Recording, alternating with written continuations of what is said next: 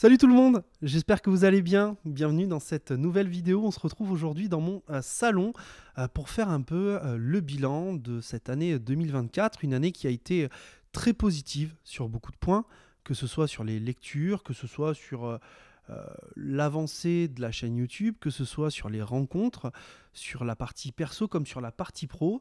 Et j'avais envie de faire comme dernière vidéo de l'année, puisque après on se retrouvera qu'au début de janvier, un bilan en toute transparence de cette année 2024, une année que j'ai essayé de documenter au mieux avec quelques images, avec quelques photos, donc vous verrez dans cette vidéo. Et en toute honnêteté, cette année-là, en lançant le record, je me suis dit que si je devais arrêter ma chaîne YouTube demain, je crois que j'aurais aucun regret, en réalité, parce que je viens de passer une année complètement folle. Déjà, en termes de lecture, en termes de découverte, je trouve que ça a été une année complètement folle, en réalité. Vous le savez, tous les ans, je fais une vidéo qui s'appelle la vidéo Top Comics, qui revient sur les coups de cœur de l'année précédente. Et il faut savoir que toute l'année, j'ai une petite fiche sur mon téléphone où je mets les gros coups de cœur dans ma liste, dans cette liste. Et cette année, je suis arrivé avec 17 titres. Et 17 titres, c'était énorme. Ça faisait une vidéo de quasiment 1 h 30. Du coup, j'ai revu un peu à la baisse mes ambitions. Mais c'est quand même la première fois qu'on sera sur un top comics avec plus de 10 titres. Alors qu'en réalité, d'habitude, on est autour de 5-6 quoi. Donc en termes de découverte et en termes de lecture, ça a été une année folle. Et surtout, l'année dernière, je m'étais amusé à faire une vidéo un peu flop comics, où justement, je listais les comics qui m'avaient déçu, de par peut-être une trop grande attente de ma part, ou tout simplement un scénario qui était, de mon point de vue, relativement mauvais, parce que ce que moi je n'aime pas, vous l'aimez peut-être, et vice-versa, ou je trouvais notamment que certains titres étaient du foutage de gueule. Là, en réalité, cette année, bon, il y a peut-être eu un coup de gueule sur un omnibus pour 10 pages bonus qui faisait gonfler un peu le prix sur Panini, ok. Est-ce que ça vaut vraiment une vidéo flop comics? Non, je pense pas. Et peut-être que le seul titre que j'ai pas présenté, qu'on voulait m'envoyer, Kali du côté de Chai Comics, j'en ai pas parlé parce que j'ai feuilleté le livre en librairie. Déjà, le format n'allait pas. J'ai entendu des retours sur le scénario, j'en ai lu quelques pages en librairie. Cette histoire de quête de vengeance ne me bottait pas du tout. Et le prix, ça n'allait pas. Donc, et vous savez ce qu'on dit, bad buzz is still a buzz, donc j'ai pas voulu lui en donner, en fait, tout simplement. Au-delà des lectures, je trouve que ça a été une année assez folle en termes de propositions scénaristiques, artistiques et éditoriales également. On a eu des livres avec d'excellents scénarios, d'excellentes histoires. On a eu des livres avec de très beaux dessins et on a eu de très beaux objets livres. Alors, je pense notamment à The Good Asian chez Comics Initiative. Je pense également aux récits qui sortent chez 404. Je pense aux récits qui sortent chez le label 619. Je pense à Urban avec ses grands formats quand même. Itomi, très joli, on va pas se mentir. Et puis bien évidemment tous les formats chez Delcourt avec le Hellboy spécial édition anniversaire, avec le Lord Baltimore que j'ai adoré. Donc ça c'est très très cool. Et d'ailleurs, puisqu'on parle de Lord Baltimore, je voulais vous remercier parce que j'avoue que je suis super content de cette vidéo. Parce que j'ai lu le récit de façon numérique, je suis tombé amoureux du récit, j'ai décidé de vous en faire une vidéo. La vidéo a quand même fait plus de 1000 vues, alors qu'on parle d'un récit très indé, très de niche, avec des dessins qui ne sont pas toujours appréciés, qui ont un style très mignolesque d'une certaine manière, même si c'est Ben Stenbeck et Christopher Golden au dessin. Et ça m'a fait extrêmement plaisir que cette vidéo fonctionne. Et d'ailleurs, vous avez été nombreux en réalité à me suivre sur cette recommandation. Et vous avez été nombreux également à me faire des retours sur votre lecture. Et pour la plupart, en tout cas pour ceux pour qui j'ai eu des retours, vous avez été assez dithyrambiques. Donc je voulais vous remercier par rapport à ça parce que c'est juste l'essence même de la chaîne. C'est-à-dire que je suis juste un lecteur qui met en vidéo ce que je ressens par rapport à une lecture. Vous aimez pas, mais quand vous aimez, c'est toujours génial. Et c'est aussi pour ça que j'ai parfois beaucoup de mal à faire des recommandations de lecture, c'est que je me dis merde, putain, moi j'ai adoré, mais celui qui va l'acheter, qui va pas aimer, surtout à 49 euros, c'est une sacrée responsabilité parce que ça touche au porte-monnaie en vrai, et que les temps sont durs. Donc ça m'a fait plaisir vraiment. Et d'ailleurs, en toute franchise, puisqu'on parle un petit peu des vues, les vidéos font des vues tout à fait honorables, honnêtement. Moi, j'en demande pas spécialement beaucoup plus. Sur 52 vidéos par an, il y en a 5-6 qui font des stats à moins de 1000 vues. Bon bah c'est comme ça, c'est le jeu, ma pauvre Lucette. Euh, c'est peut-être parce que vous connaissez déjà le titre, c'est peut-être parce que c'est des titres qui vous intéressent pas, et c'est aussi parce qu'on est dans une époque où aujourd'hui on ne peut plus se permettre d'acheter pour tester. Si on achète, c'est parce qu'on est sûr que d'une certaine manière, il y a quelque chose qui va nous attirer au sein du récit. Mais ces stats, malgré tout, si je vous en parle, c'est qu'elles sont importantes pour une certaine manière, pour un certain point. C'est que quand moi je demande à faire des interviews, on y reviendra, hein, bah forcément, elles servent de repère aux éditeurs pour savoir si oui ou non ils doivent accorder du temps à un créateur de contenu. Donc ça, malgré tout, c'est un peu le passage obligatoire. Et puisqu'on parle des stats aussi, on va continuer un petit peu sur ce point-là, mais très rapidement. En termes d'abonnés, la chaîne continue de façon très normale d'évoluer. On est autour de plus 800, plus 1000 abonnés par an. Donc moi, ça me convient très bien. Et j'espère que ça vous convient également. Bon, maintenant qu'on a fait un petit point sur ces lectures et sur ces statistiques, il est temps de parler un peu du déroulement de l'année. Parce que l'année commence, notamment cette année 2024, commence sur les chapeaux de roue. Pour ma part, c'est un changement professionnel, puisque j'étais pas forcément heureux sur mon précédent poste, et j'ai du coup changé de boîte. Et à côté de ça, nous, on signe notre contrat de construction pour notre maison, on est en recherche de crédit. Et à côté de ça, sur les chaînes, bah, j'ouvre la chaîne YouTube Manga, Ingé Manga. Bon, concrètement, je ne vais pas trop parler de la chaîne Manga ici. Je ferai un bilan sur cette chaîne si vous êtes intéressé. Si vous êtes intéressé d'aller voir ce qui se passe sur cette chaîne, n'hésitez pas. C'est juste ici que ça se passe, concrètement. Début de l'année, c'est surtout le FIBD. Le FIBD, où j'ai été présent le samedi, c'était une excellente journée où j'ai croisé certains d'entre vous. Alors très honnêtement, c'était assez étrange de me faire arrêter. Mais c'était excellent de pouvoir discuter avec vous, de pouvoir discuter entre passionnés de ce qu'on aime, de ce qu'on aime moins, de pourquoi on est là, si on kiffe le FIBD ou non. Et surtout, ça a été le moment pour moi d'accueillir pour la première fois sur la chaîne Thierry Mornay au travers d'une interview qui a été très importante, très bien reçue. Je remercie Delcourt de m'avoir fait confiance pour cette interview. Et surtout, waouh, folie, c'est que Thierry Mornay revient sous la vidéo et vient répondre aux commentaires. Donc ça, c'est assez fou. Et puis, deuxième interview pour ma part du label 619, puisque j'avais déjà reçu Run en live il fut un temps. Et là, notamment, interview en trio avec Guillaume Singelin, Neyef et Run. Sacré exercice de préparation, parce qu'il faut aller un peu sur les trois types d'auteurs qu'ils sont tous les trois, jongler entre ça et malgré tout faire un lien avec le label. Mais c'était une très belle expérience et encore une fois, vous avez bien reçu ces interviews, donc merci à vous, c'était très très cool. Dans le même week-end, il y a le premier Spicy Comics qui est tourné, qui a été également bien reçu. Et on y reviendra un peu plus tard, parce que cette première émission, elle est quand même assez importante. Et la réception, c'est cool, quoi. Ça fait plaisir, on passe un bon moment. Et en même temps, je sais pas, il y a un petit truc qui se passe avec ce Spicy Comics. Alors, un peu plus tard, il y a deux moments aussi qui sont assez importants, dans la période mars, avril, mai, grosso modo, puisque c'est le Paris Fan Festival. Et le Paris Fan Festival, c'est un moment absolument génial, bien que coûteux et très fatigant pour une journée, hein. Mais c'est un moment incroyable parce que j'ai pu rencontrer les personnes avec qui je communiquais au travers des réseaux et des écrans. Je pense notamment à Mindphobia qui m'a gentiment invité, qui m'a hébergé, qui m'a fait passer une excellente soirée, qui m'a grassement invité, qui a été adorable et grâce à qui j'ai pu rencontrer Deviant Prod, à qui j'en ai mis plein les mirettes avec mes ronflements et qui lui aussi m'en a mis plein les mirettes avec les siens. Pauvre Mindphobia d'ailleurs. Mais c'était génial de partager un moment avec Deviant. J'ai pu rencontrer, grâce à cette montée à Paris, Isoka Parker, dont je vous ai déjà parlé, le Nain Live aussi, Jules et Nico, le Coin Jarod, Comics Guardian que j'ai pu croiser, Anto, Aliénor Predator, All Geek et bien d'autres. Et j'ai passé un moment absolument génial. On a mangé ensemble, on a bu un verre ensemble. Et c'était cool, en fait, de passer de l'autre côté de l'écran. Et puis, autre moment très intéressant, c'est les belles rencontres avec vous, puisque à Paris, vous êtes un peu plus nombreux. J'ai pu rencontrer Pilsard, j'ai pu rencontrer JD Comics, j'ai pu rencontrer Gaël Petite Chose. J'ai pris un maximum de temps pour discuter avec vous et c'est quelque chose que j'ai adoré faire en fait. Donc merci à vous d'être venu me voir et encore une fois d'avoir pris le temps de discuter avec moi. C'était très très cool.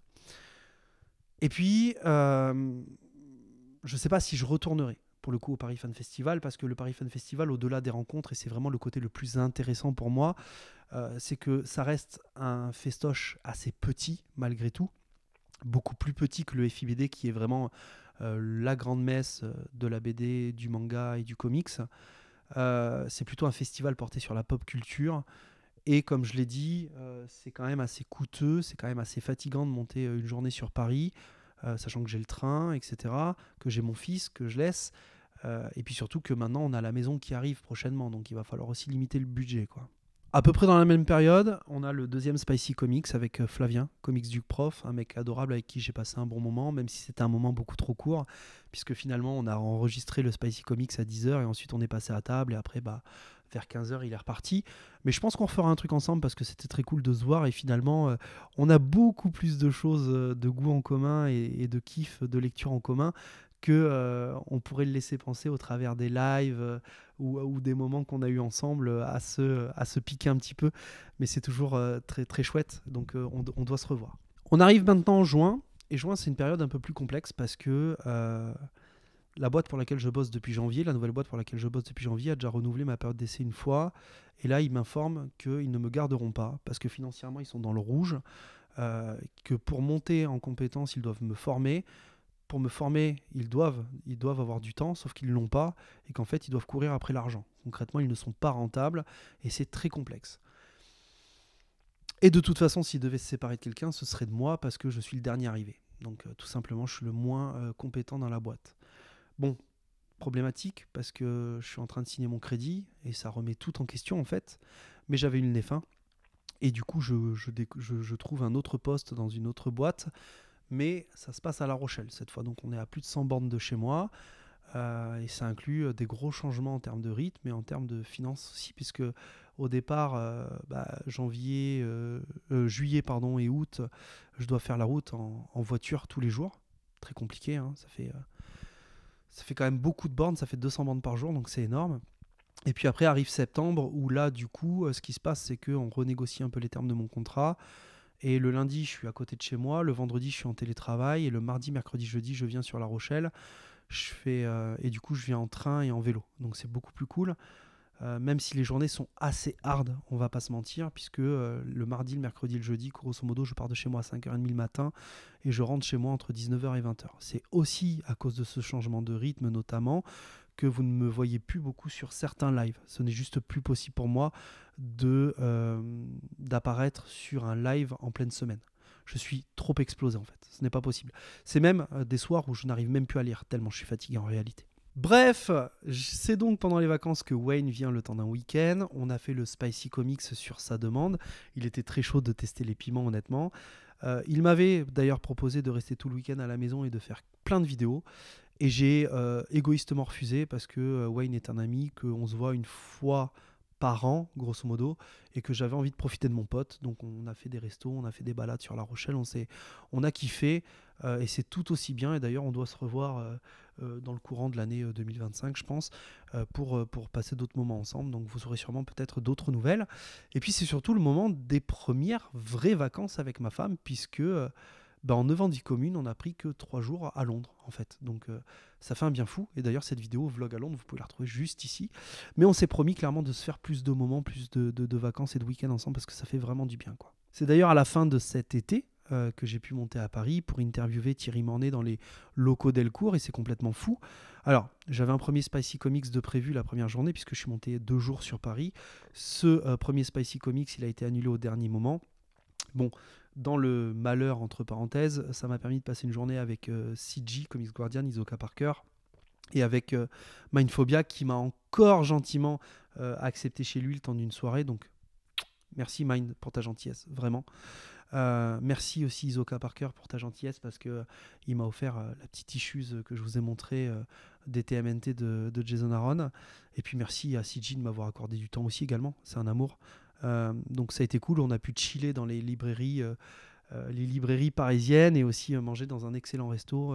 C'était vraiment un très très bon moment, donc merci à vous les mecs. Le lendemain matin, un deuxième Spicy Comics était prévu avec Arnaud Kikou cette fois, qui a été tourné d'ailleurs. Et d'ailleurs, j'ai passé un excellent moment en compagnie d'Arnaud. Malheureusement, la vidéo, elle n'a jamais vu le jour pour une raison en particulier, c'est qu'il y a eu plusieurs problèmes techniques. La vérité, c'est que j'avais pris plein de micros différents pour tourner la vidéo. Le micro que j'avais mis sur mon appareil photo qui fait office de caméra, j'ai oublié de l'activer sur les 2 premières questions. Et Arnaud n'étant pas avoir de réponse, c'est-à-dire qu'il manquait quasiment 45 minutes, 1 heure de réponse. L'autre micro que j'avais moi, c'était un micro cravate. Et là, il n'a pas capté les réponses de Arnaud. C'est juste pas possible. Et du coup, Arnaud, il avait le zoom, voilà, que vous voyez juste ici. Seulement, il s'est passé un petit problème avec ce zoom. C'est que quand j'ai transféré le fichier son du zoom vers le PC, mon PC gaming qui maintenant a 10 ans et à qui il reste... il y a des pièces qui commencent à devenir défaillantes, la prise USB pendant le transfert du fichier audio a cramé. Alors, ce qui s'est passé, c'est que du coup, le fichier audio était corrompu. J'ai essayé de le réparer comme j'ai pu, je n'ai pas pu. Enfin, j'ai pu le réparer, mais en fait, le fichier était vide. En fait, il faisait 0 octet. Donc, ça ne fonctionnait pas. Par contre, la chance que j'ai eue, c'est que j'ai quand même pas abîmé mon zoom qui coûte une sacrée petite fortune. Donc voilà. Donc, ça fait chier. Très sincèrement. Mais bon, c'est comme ça. Je remercie quand même Arnaud d'avoir accepté déjà cet exercice, le Spicy Comics. C'était quand même un excellent moment passé avec lui. C'est un moment où, en plus, il m'a offert le Transformer tome 1 de chez Urban, sur lequel je ne serais pas allé sans qu'il me l'ait offert, très clairement. Et j'espère qu'on pourra refaire quelque chose ensemble parce que c'était quand même un moment très très cool. Au niveau de l'interview chez Delcourt, donc c'était assez fou parce que sincèrement, ça s'est fait un peu comme ça le truc. C'est-à-dire que j'ai envoyé une proposition d'interview, mais c'était pas ce format-là que j'avais du tout en tête. À la base, ce que j'ai proposé, c'est de venir une journée avec ma caméra et de filmer une journée type chez Delcourt et de pouvoir parler un peu au micro avec tous les assistants, les assistantes qu'il y a chez Delcourt. Ce qui n'a pas été accepté. Mais du coup, ce qui a été formulé par la chargée de com, du coup, c'est venez, on fait une interview du coup des perspectives et des sorties 2025. Donc j'ai accepté. Très honnêtement, c'était une journée absolument folle, incroyable. Je remercie Thierry Mornay ainsi que Solène, la chargée de communication, pour leur confiance et leur accueil. Et bien sûr, je remercie encore une fois Thierry d'avoir repris du temps pour passer répondre sur les commentaires, sous les commentaires de la vidéo. C'est absolument génial. Et surtout, de m'avoir reproposé une interview pour l'année prochaine. On verra ce qu'il en est, clairement. On arrive à la fin de l'année. Et là, il y a déjà un premier constat qui se fait, c'est que ça y est, je suis enfin bien dans mon travail. Je suis bien dans mon travail après avoir passé une année horrible à l'hôpital en 2023 où vraiment le poste ne me convenait pas, où ma hiérarchie ne me convenait pas et où j'étais pris pour un con.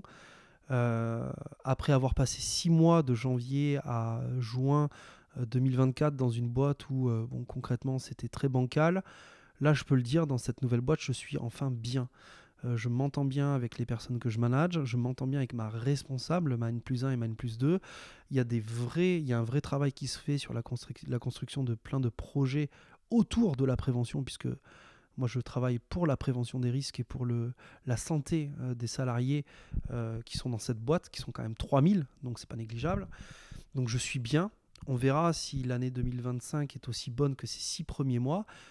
Mais si elle est aussi bonne, il y a des risques que le contrat du coup soit renouvelé puisque mon contrat s'arrête en décembre 2025. Donc ça, c'est la première chose qui est intéressante. La deuxième chose, c'est que ça y est, la maison a enfin commencé le 6 novembre exactement, alors qu'elle aurait dû commencer au mois d'août.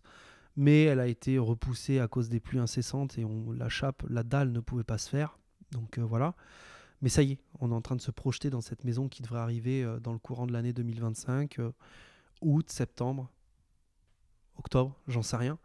Et du coup, je suis en train un peu de façonner la future pièce dans laquelle vous me verrez, qui sera une chambre d'amis, dans laquelle il y aura mon ordinateur et celui de ma femme, qui sera notre pièce de télétravail, de jeu aussi, de gaming, puisqu'on fait un peu de gaming aussi, mais aussi notre bibliothèque, notre coin, lecture, etc. Donc ça, c'est très très cool de s'imaginer, de se projeter, de faire des idées déco aussi, des idées où comment gagner de la place sur les livres, c'est très très chouette. Et puis surtout, il était temps de réfléchir au nouveau projet 2025. Et j'hésitais notamment à relancer le Spicy Comics parce qu'on a fait 3 émissions, c'était très cool, etc. Mais ce qui s'est passé récemment, c'est que j'ai reçu un dessinateur du Label 619 qui est venu à la maison et qui est venu tourner un Spicy Comics. On a partagé un repas ensemble, c'était dingue. Le mec est un amour, ça s'est fait absolument comme ça, on discutait sur les réseaux. Et je lui dis, bah, quand tu passes à La Rochelle, viens, on va boire un verre. Il me dit, bah, écoute, je suis là la semaine prochaine. Go, on fait ça, et même si tu veux, on fait un truc ensemble. Et que vous dire de plus, en fait? C'est absolument fou. Et à côté de ça, en milieu d'année, un responsable éditorial me proposait de tourner un Spicy Comics. Alors ça s'est pas réalisé là, en cette fin d'année, mais j'ai espoir que ça se réalise l'année prochaine. Enfin, l'année prochaine, en 2025, du coup, dans quelques mois. Et j'aimerais beaucoup faire un autre Spicy Comics avec un autre créateur de contenu que vous attendez aussi au tournant, bien évidemment. Mais voilà, c'est juste de savoir quand est-ce qu'on pourra le faire, quand est-ce que nos calendriers nous accorderont ce moment-là. Parce que c'est toujours pareil, c'est juste une histoire de calendrier finalement. Mais ouais, ça a été une année assez folle. En vrai, ça a été une année assez folle. J'espère que l'année 2025 sera aussi folle. Elle devrait l'être. Déjà avec le FIBD qui arrive fin janvier, qui se déroule du 30 janvier au 2 février. Donc bien évidemment, je serai présent au moins le vendredi 31 et au moins 31 janvier et le samedi 1er février. Donc si vous me croisez, bah, n'hésitez pas à venir me voir. On discutera, ce sera avec un grand plaisir. Peut-être qu'en plus je serai accompagné de quelqu'un. Voilà, qui doit potentiellement venir à la maison. Je vous en dis pas plus. Pour ne pas vous filer de faux espoirs. Il y aura peut-être des interviews là, faut que je m'en occupe là. Des interviews pour le FIBD, j'ai pas encore trop envoyé de mail, mais j'ai des idées, j'ai des envies, j'ai des idées aussi d'interviews de personnes que je n'ai jamais eues aussi sur la chaîne. C'est aussi intéressant de renouveler un peu les personnes qu'on reçoit sur la chaîne. Il y aura forcément la maison qui devrait sortir de terre, et donc le déménagement qui peut-être à terme entraînera une pause sur la chaîne, hein. On va pas se mentir. Mais qui sera nécessaire pour toute la partie logistique. Mais promis, j'arrête pas tout de suite. Hein, on se dit ça? Voilà. En tout cas, j'espère que cette vidéo bilan vous a plu. Premier exercice pour ma part de vidéo bilan. Mais je trouvais que c'était intéressant de revenir sur cette année. J'espère que les petites images documentées vous auront plu. Je ferai une vidéo bilan sur la partie manga notamment. Parce que j'ai croisé des créateurs de contenu aussi manga, c'était très cool. Mais sur ma partie lecture, peut-être que le manga est... Il y a des choses à dire sur le manga qui sont peut-être légèrement moins positives que sur le comics, mais qui restent tout bonnement très correctes à entendre. Voilà, je vous souhaite à tous et à toutes de très bonnes fêtes de fin d'année, un joyeux Noël, un bon nouvel an. Reposez-vous, prenez soin de vous, prenez soin de votre famille, profitez de vos proches.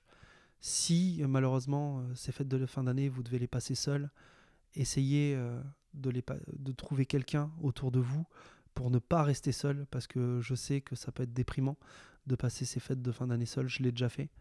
Je vous remercie sincèrement du fond du cœur pour toute la force, pour tout le courage, pour tout le soutien que vous m'apportez depuis maintenant plus de 4 ans sur la chaîne. Et j'espère pouvoir continuer à vous proposer des vidéos de qualité. Prenez soin de vous. À très vite.